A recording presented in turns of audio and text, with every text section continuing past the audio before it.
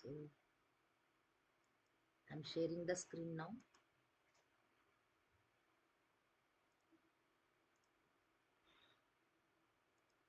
Okay. So can you see the module 4 again? Yes. दिख रहा है सबको word file?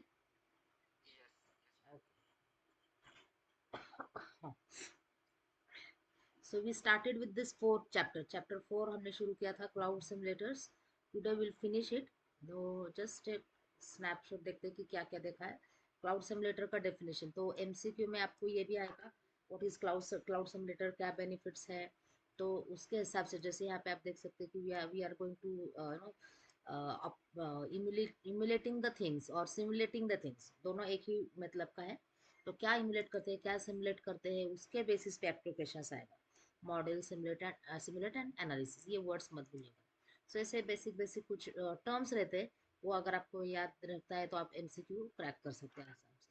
Then benefits of simulation हमने देखा था. ओके, इजी टू यूज है, नो कैपिटल है. Then that means instead of going in the real environment, okay, we are going with the cloud simulation. ये शॉर्ट में summary बता रही हूँ एक लाइन में कि हमें अगर क्लाउड पे काम करना है तो क्लाउड पे, रियल क्लाउड पे तो जा नहीं सकता because it is costly at this moment and we don't know anything about it. So we can't purchase it also at this moment because we are not knowing anything, कुछ मालूम ही नहीं है. तो क्या करना चाहिए in that case? To know the basic terms, to learn the basic terms. कुछ basic terms सीखने के लिए हम क्लाउड सिमुलेटर्स यूज करते हैं. This is the simple meaning कि हमें उसका एल्गोरिथम वगैरह स्टडी करना है. And that's why we are using it. तो ऐसे कौन से सिमुलेटर्स हैं? सबसे जो अच्छा है, सबसे बेस्ट है, दैट इज क्लाउड सिम है. बेसिक है, सबसे बेसिक. इसके इसमें कुछ इंटरफेस वगैरह भी नहीं. आप अगर ये डाउनलोड करोगे, मैंने आपको डाउनलोडिंग भी दिखाया था उसका, तो सिर्फ इसमें कोड मिलेंगे आपके डॉट जावा फाइल्स. वो आपको एक एक रन करके, उसमें कुछ एग्जाम्पल्स भी दिया है. सो वो आपको रन करना होगा एक एक. And then you can see the output के कैसे वो वर्क होता है, कैसे अलग अलग टास्क आपका शुरू होता है. बट आपको दिखेगा कि यहाँ पे आउटपुट कुछ आ रहा है, कुछ दिखा रहा है, but that is just the simulation. कोई रियल क्राउड एनवायरनमेंट नहीं है. एडब्ल्यूएस ना, नहीं कोई पीछे आपका एडब्ल्यूएस है ना गूगल है, वो तो प्रोवाइडर्स है उनके अलग. But this cloud SIM is giving you the snapshot of that. मतलब वो आपका जो सिमुलेशन है, जैसे वर्चुअल वर्ल्ड रहता है. आपने गेमिंग में देखा होगा, पूरा आपको वो डिवाइस के अंदर वर्ल्ड दिखता है, बट वर्ल्ड तो है ही नहीं. लेकिन वर्ल्ड कैसा है, अगर आपको किसी को दिखाना है, ठीक है, जिसने वर्ल्ड देखा नहीं है सपोज, तो आप उसको वो डिवाइस लगा के दिखा सकते हो कि ये भी ऐसा वर्ल्ड होता है. ठीक है, वो वर्चुअल वर्ल्ड ही है. But this is the simulation कि वहाँ पे मतलब क्या होता है क्या नहीं है, पूरे एक गाँव का सिनेरियो अगर आपने वहाँ पे दिखाया, तो भी आप उसको समझ में आएगा कि ये क्या होता है वर्ल्ड मतलब. सो that is the simulator, that is the benefit of the simulator, कि हमें एक्चुअल एनवायरनमेंट में जाने के बाद बजाय पूरा उसका जानकारी मिलती है, दैट्स इट. एक्चुअल में जाने के बाद और भी बहुत सारे कुछ प्रॉब्लम्स आते हैं जो रियल वर्ल्ड में नहीं आते हैं. But will get the idea. जैसे मैंने लास्ट टाइम आपको बताया था कार ड्राइविंग का एग्जाम्पल. मैंने जो मारुति कार में ड्राइविंग का क्लास लगाया था फोर व्हीलर का, वहाँ पे तो डायरेक्टली फोर व्हीलर दिया नहीं था, और डायरेक्टली दे भी नहीं सकते, सामने वाले को कुछ मालूम भी होना चाहिए, बेसिक चीज़ें मालूम होनी चाहिए. तो वहाँ पे सिमुलेटेड एनवायरनमेंट रहता है, गेम जैसा रहता है. वहाँ पे पूरा आपका गियर वगैरह सब है, वो गियर आपके हाथ में रहता है, पूरा आपका स्टेयरिंग केस वगैरह सब रहता है. सिर्फ वो जो आपका एक्चुअल रोड नहीं रहता, स्क्रीन है सामने, और वो स्क्रीन में क्या है, पूरा रोड का सिमुलेशन किया है.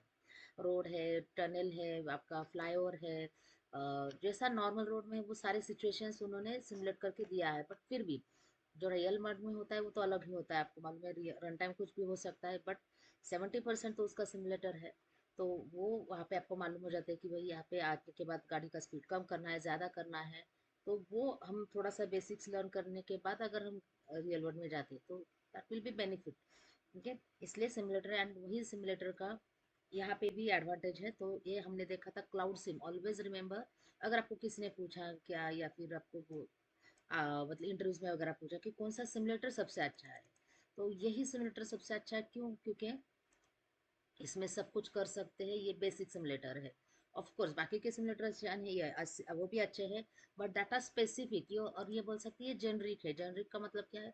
अगर आपको कोई सिमुलेटर का नॉलेज नहीं है, just take this simulator, do the changes according to your need, do some coding Java आपको आता है तो, and then start doing the simulation on this cloud sim. तो ये क्लाउड सिम सबसे बेस्ट माना जाता है क्योंकि वो पहला था. लेकिन जैसे जैसे लोगों का नीड बढ़ता गया, किसी को ग्रीन क्लाउड कंप्यूटिंग चाहिए था, किसी को जैसे मेरे इसमें मल्टी स्केल एप्लीकेशन चाहिए था, तो क्लाउड सिम पे भी मैं कर सकती थी, but I found cloud analyst the best one according to my need. तो किसी को इंफ्रास्ट्रक्चर चाहिए, किसी को ग्रीन क्लाउड चाहिए, तो उसके हिसाब से वो ये इतने सारे सिमुलेटर्स है। यहाँ पे मैंने 15 दिया है, बट इससे भी और मिलेगा आपको। 15 है और 15 कम से कम मिलेंगे अभी। जब मैंने रिसर्च किया था तब 30 प्लस मुझे मिले थे। अभी तो और उसमें आया होगा डेफिनेटली, क्योंकि क्लाउड कंप्यूटिंग अभी बहुत ही सेटल्ड टेक्नोलॉजी है।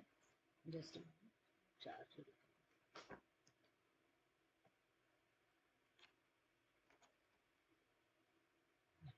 सो उसके फीचर्स हमने देखे थे। देन उसके जो बेसिक कुछ popular simulators, we started the explanation and we started the architecture of that. So in that we saw cloud sim, उसमें हमने देखा था cloud sim simulator। तो उसका आर्किटेक्चर, ये सब यूज केसेस, ये सारे हमने देखे थे। Then we saw cloud sim, ये सारे इसके हमने बेसिक फीचर्स वगैरह देखे थे, use case, and then we started with this cloud sim in detail. Okay, तो क्लाउड सिम का हमने ये आर्किटेक्चर देखा था। जस्ट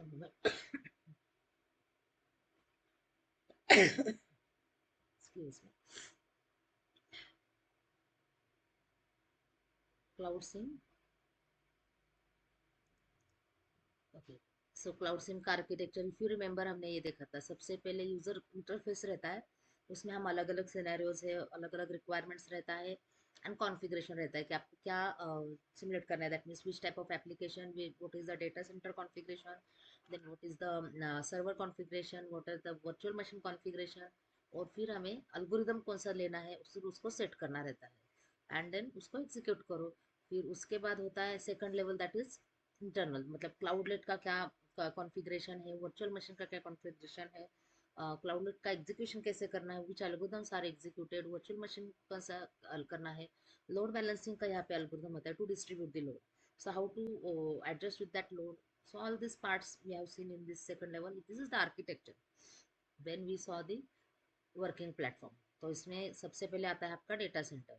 क्लाउडलेट से आपका मतलब जो आपका रिक्वेस्ट है, that will go in the cloudlet first, then cloudlet से आपके वर्चुअल मशीन पे जाता है, वहाँ पे पहले लोड डिस्ट्रीब्यूटर आता है सबसे पहला, then it goes in the respective server, तो सेकंड लोड डिस्ट्रीब्यूटर आता है, दैट मीन्स लोड बैलेंसर आता है, एंड वहाँ से जाता है रिस्पेक्टिव वर्चुअल मशीन पे, थर्ड लोड बैलेंसर आता है। ठीक है, सो ये सब वहाँ पे टर्म्स देखे थे। Data center broker means to select the respective data center. Okay, then cloudlet, virtual machine, ये टर्म्स हमने देखे थे। Okay, features of cloud SIM.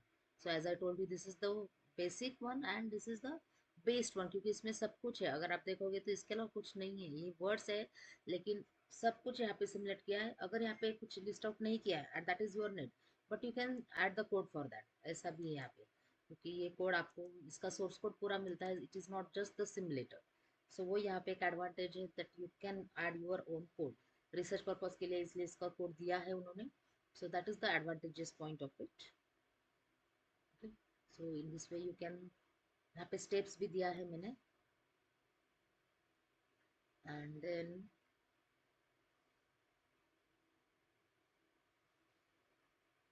Second वाला सिमुलेटर हमने देखा था green cloud simulator. So green cloud simulator is mainly for green, name से भी आप याद रख सकते हो, ग्रीन कंप्यूटिंग। ग्रीन कंप्यूटिंग का मतलब क्या होता है, ऐसा कुछ ग्रीनरी नहीं होता है, बट ग्रीन कंप्यूटिंग का दूसरा मतलब होता है जहाँ पे हमारे इलेक्ट्रॉनिक इक्विपमेंट्स है। क्लाउड कंप्यूटिंग या फिर कोई भी हो, क्लाउड कंप्यूटिंग के इसमें बहुत सारे डिवाइसेस आते हैं। आपका डेटा सेंटर आता है, इतना बड़ा डिवाइस है, मतलब उसको उतना पावर लगने वाला है, क्योंकि उसके अंदर बहुत सारे फिजिकल सर्वर्स है। वर्चुअल मशीन तो ठीक है, आपके लॉजिकल सर्वर्स है। Okay, but someone has joined.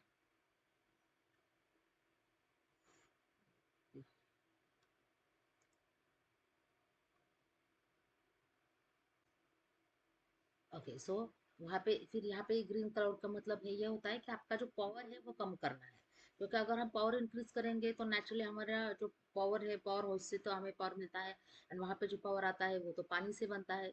तो indirectly this will help in greenery.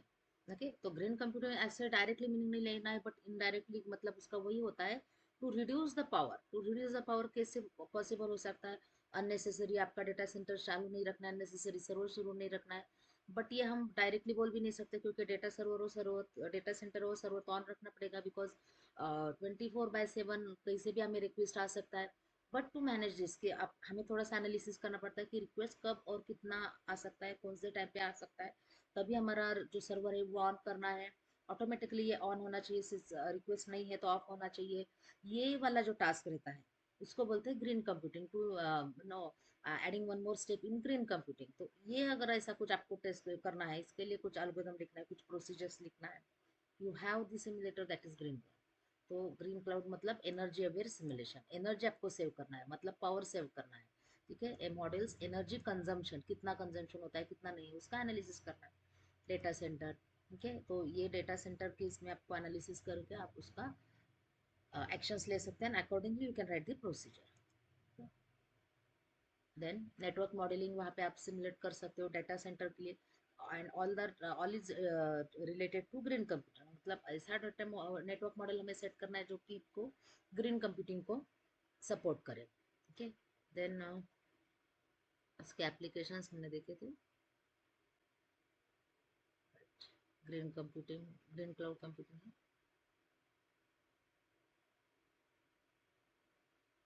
Okay, so अभी हमारा एक ही लास्ट सिमुलेटर बचता है, that is grid SIM.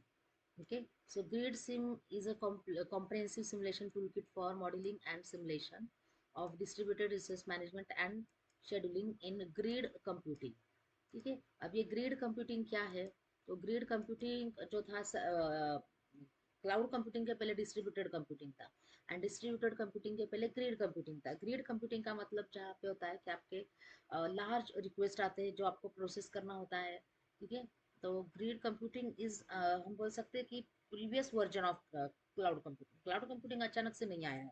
Cloud computing का थियरी अगर 1961 में दिया था, तो उसका एक्चुअल जो डेवलपमेंट है वो तभी से थोड़ा थोड़ा शुरू हो गया था।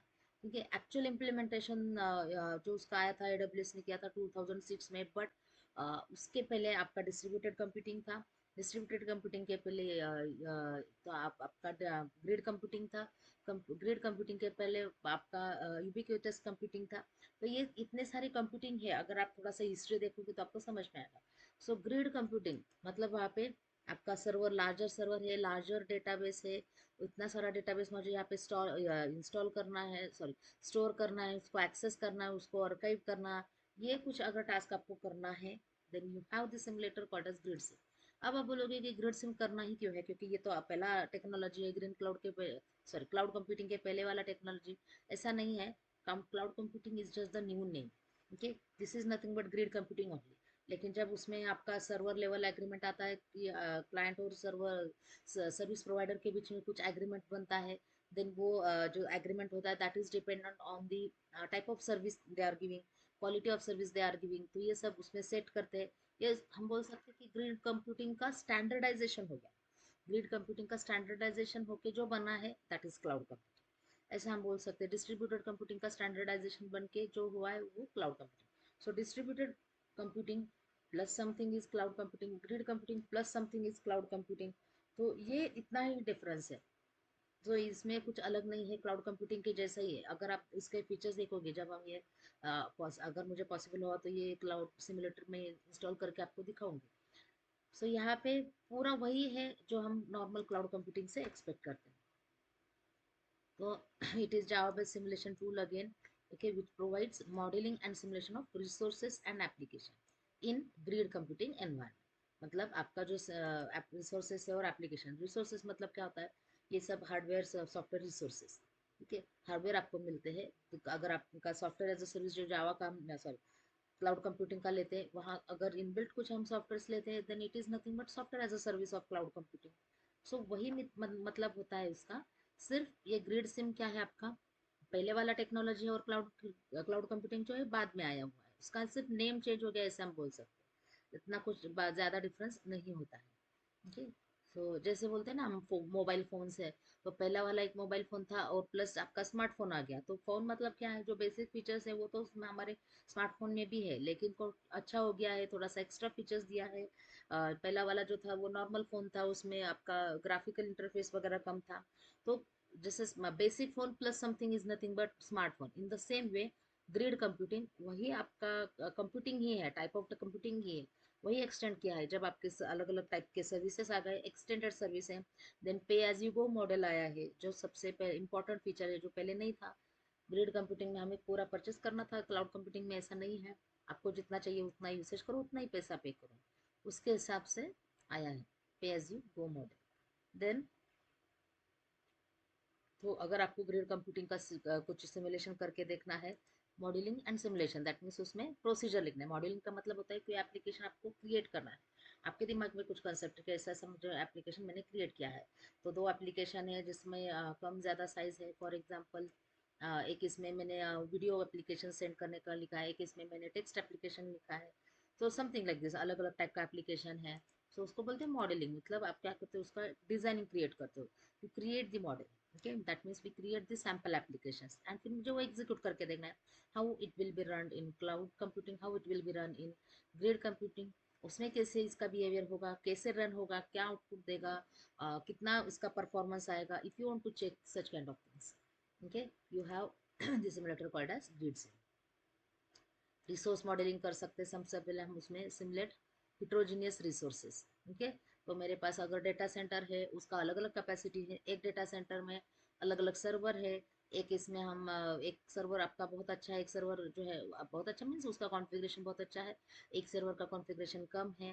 तो ऐसा कुछ अगर हमें सेट करना है, सो हम यहाँ पे सेट कर सकते हैं। उसको बोलते हैं रिसोर्स मॉडल।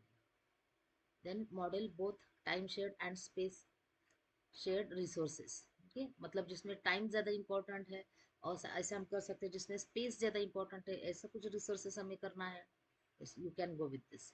इसको बोलते हैं resource modelling. Then user and application modelling. Application मैंने आपको अभी बताया, जैसे कि आपको आपके पास टेक्स्ट वाला है, वीडियो वाला है, जो आपके दिमाग में टेक्स्ट वीडियो एक जस्ट मैंने एग्जांपल बताया। कभी कभी लोग अलग अलग साइज का लेते हैं, अलग अलग टाइप का लेते हैं।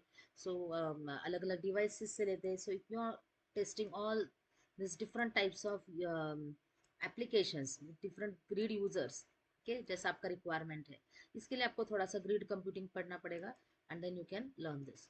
ओके, तो इसमें इस नोट्स में मैं थोड़ा सा ग्रिड कंप्यूटिंग का एक पैराग्राफ ऐड करती हूँ, so that you will understand इसके ग्रिड कंप्यूटिंग क्या है। It is nothing much difficult than cloud computing. Same है ऐसा बोल सकते हैं। क्लाउड कंप्यूटिंग से कुछ चीज़ें आप हटा दो, ग्रिड कंप्यूटिंग मिल जाता है। ओके, सो मॉडल डाइवर्स एप्लीकेशंस। ओके, सो कंप्यूट इंटेंसिव जिसमें आपका साइंटिफिक एप्लीकेशंस होता है। देन डेटा इंटेंसिव, जैसे मैंने अभी आपको बताया कि डेटा इंटेंसिव मीन्स आपका अलग अलग साइज का डेटा है, अलग अलग टाइप का डेटा है, तो उसको बोलते हैं data intensive. Intensive means data ज़्यादा है। कंप्यूट इंटेंसिव मतलब आपका कोड छोटा रहेगा बट उसका एग्जीक्यूशन ज़्यादा रहेगा, क्योंकि साइंटिफिक है, पॉइंट कॉम्प्लेक्स एक्सप्रेशन वगैरह रहेगा। So such kind of applications you can set here. So उसको बोलते हैं compute intensive applications. Okay, then scheduling of such applications. तो ये एप्लीकेशंस आपको शेड्यूल करना है, उसका एल्गोरिथम लिखना है। कुछ डायनेमिक रिसोर्सेज अगर लगता है आपको, जैसे आप फॉर एग्जांपल मैंने वर्ड का एक फाइल शेयर किया है आपको and that is online, Google docs का एक फाइल शेयर किया है, तो ये वाला एप्लीकेशन रन करने के लिए क्लाउड कैसे वर्क होगा, और मुझे डायनेमिकली मैं उसमें चेंजेस करती हूँ। सो अकॉर्डिंगली अगर मुझे चेंज करना है तो कैसे चेंज होगा। Okay, then network modelling, network topologies. अगर आपको कुछ नेटवर्क ओरिएंटेड डिवाइसेस का, लेकिन ऑफ कोर्स ये सब सिमुलेशन ही होता है, ठीक है, but if you want to check that, आपका यहाँ पे कंसेप्ट क्लियर हो जाता है। ठीक है, देन आपको अलग अलग बैंडविड्थ और अलग अलग लेटेंसी के रिसोर्सेज सेट करने हैं। Scalability, that means large scale grid environment. ठीक, बहुत बड़े लार्ज एप्लीकेशंस आपको यहाँ पे सिमुलेट करना है, so you can set with that. Okay, so ये सब हम यहाँ पे कर सकते हैं। Modular architecture for easy extension and customization. So इसमें सारे ही टाइप के एप्लीकेशंस, नेटवर्क डिवाइसेस वगैरह सब सेट कर सकते हैं। ओके, सो इसका आर्किटेक्चर है, इसका डायग्राम मैं आपको यहाँ पे लिख देती हूँ, जस्ट अ मोमेंट।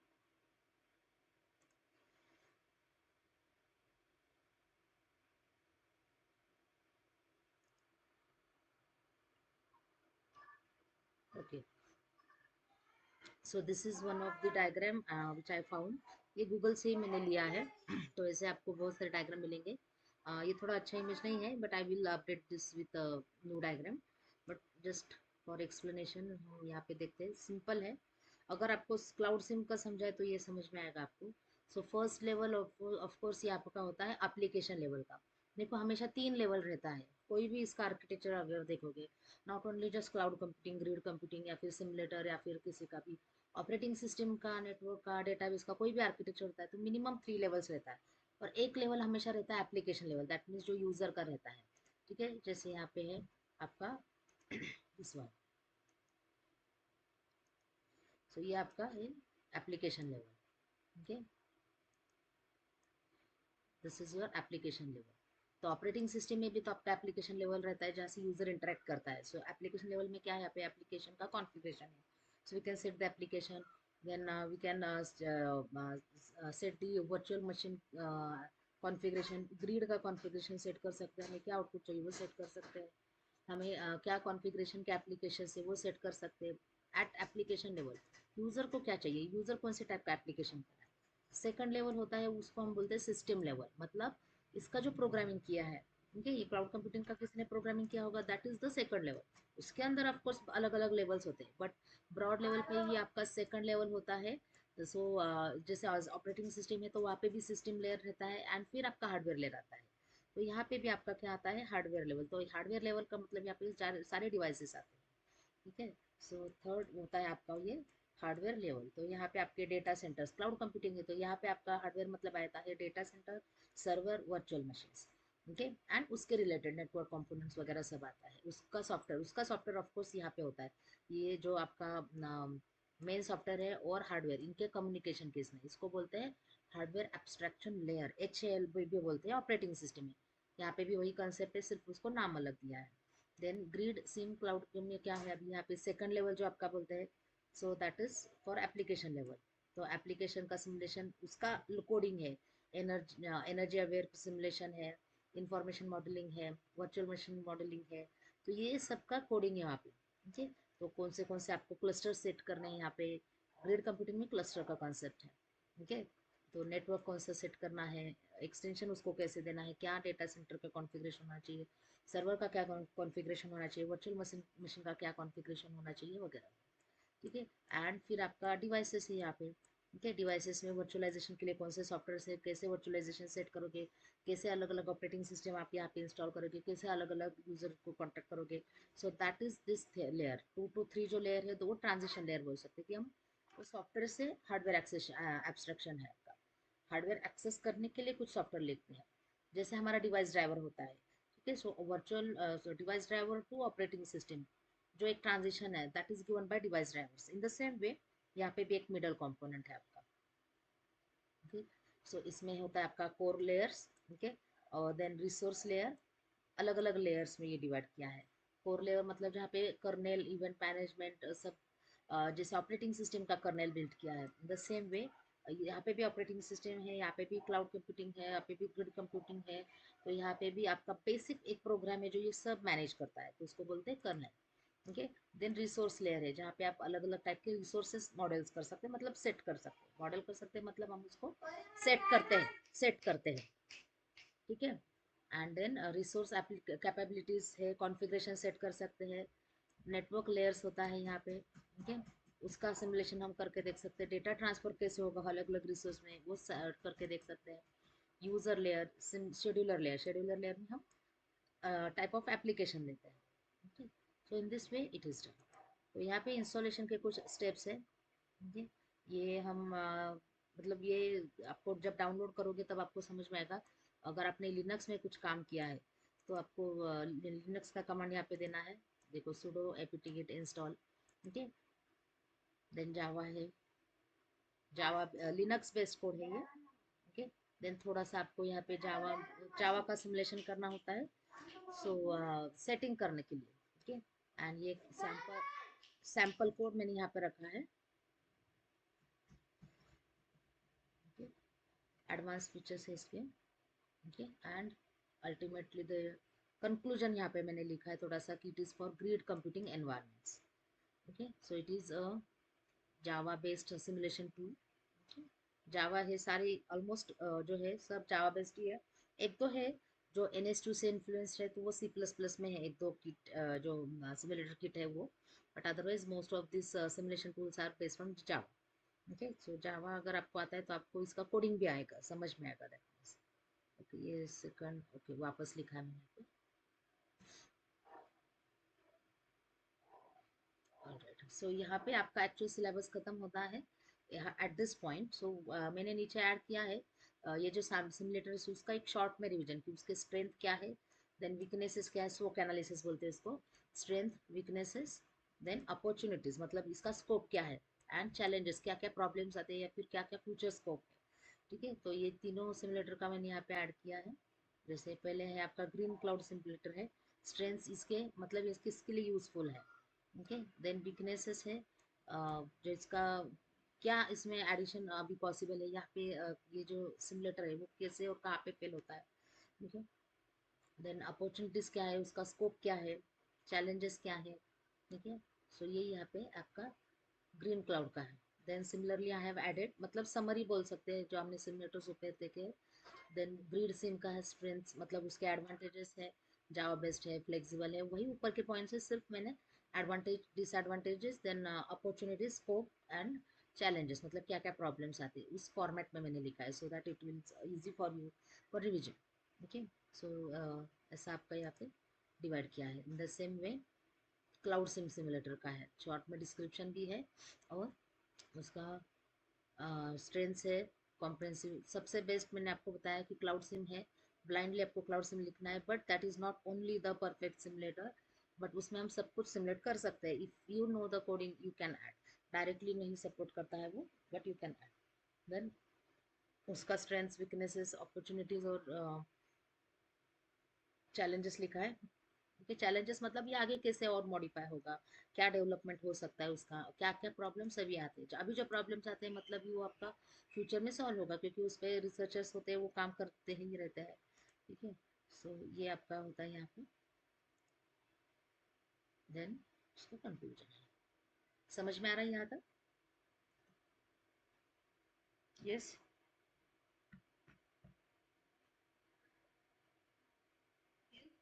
ओके, तो यहाँ पे एक्चुअली हमारा सिलेबस खत्म हो रहा है।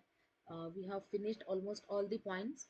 तो अगर आपको जो चाहिए इसके अलावा, रिवीजन तो हम करेंगे कल से, एक एक चैप्टर का हम रिवीजन लेंगे, दैट इज देयर, बट इसके अलावा और कुछ चाहिए MCQs तो हम देखेंगे, थोड़ा सा एग्जाम ओरिएंटेड देखेंगे अभी हम, क्योंकि कंसेप्ट तो जितना एग्जाम ओरिएंटेड है वो सब हमने खत्म किया है।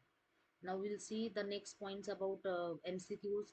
देन कुछ डिस्क्रिप्टिव क्वेश्चंस लिखेंगे कि कैसा उसका आंसर लिखना है। बाकी कुछ ऑलमोस्ट मतलब बचा कुछ नहीं है, अभी जितना सिलेबस था आपका सब कुछ हमने कवर किया है, डिटेल में कवर किया है। कुछ डाउट है अभी यहाँ तक आपको? ठीक है, सो ठीक है, मैं अभी ये चारों नोट्स आपको सेंड करती हूँ टू डेट से, एंड आपको एक बार देख लो notes, go through that notes once again, and इसके अलावा कुछ किसी का नोट्स डिटेल में चाहिए तो बता दो, and also I will send the questions okay according to the chapters, and उसके हिसाब से आप फिर प्रिपरेशन कर सकते हैं। ठीक है,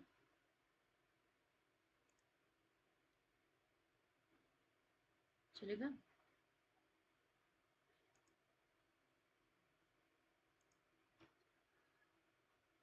ऑलराइट, चलो, सो विल स्टॉप एंड इसका रिकॉर्डिंग में भेजती हूँ आज का, and tomorrow again will join for the revision and as well as some questions, थोड़ा थोड़ा रिवीजन भी देखेंगे हम शॉर्ट में, और क्वेश्चंस देखेंगे पहले चैप्टर 1 से लेके चैप्टर 4 तक।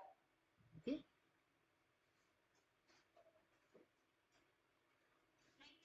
Thank you, welcome, bye bye,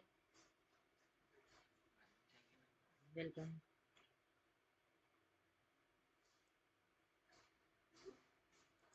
बिट्ट्या, lecture चालू असताना का ओरडता रे, माझं रेकॉर्डिंग मध्ये गडबड होतं ना.